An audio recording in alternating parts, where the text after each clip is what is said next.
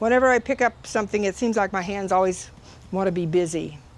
And I kind of remember my mother was the same way. You know, she loved stemming little tomatoes and she loved stamping beans, and we're just brought up with our hands always being busy, being such gifts to us, you know, and that's why I've tried to teach my grandchildren to have something to do with their hands.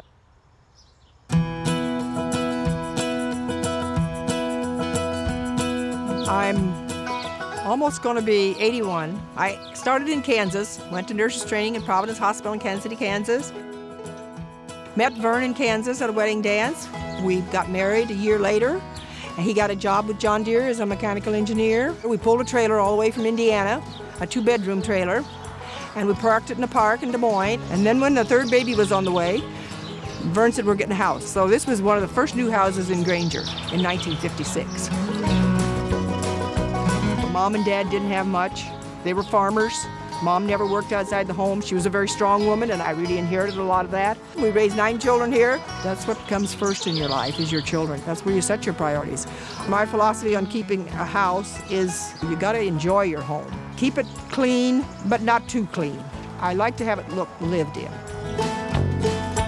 Now that the kids are gone, I play bridge twice a week, sometimes 3. I do a lot of embroidery work. Takes about a month to do one. In the evening, I sit down and do it, and in the afternoons when I'm resting, I sit down and do it. One of these squares takes about a month, depending on how many hours a day you work on it. This will be sewn together, and it'll be with layered and make a nice comforter, nice quilt for your bed. And I have a garden. I've always enjoyed gardening. What shall we do first, beets or carrots? It's such a worthwhile thing. You can see your product and you get to eat it, and it's all organic. See, there's a bigger one right down there. What did I tell you yesterday? Oh, looky there, isn't that pretty? A beet. We had a garden clear across the whole back part of this lot. I had 3 at one time, and I just planted my garden as it was. The kids would help harvest it. You know, they love pulling carrots, they love pulling beets, snapping beans. Right here's a bean, another bean. Can we pick them? I like all the vegetables though, really. Well, you can twist them too, like this if you want to, like that, without a knife if you don't have a knife. I cook beet leaves, and so I take this away. That looks like a nice one, do that one. So they cook up like spinach. Inspiration comes from young people, my family, my parents. You need to look for it sometimes, but it's there.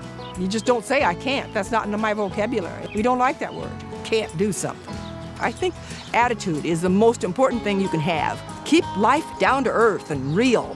I love life, and I hope everyone learns to love life.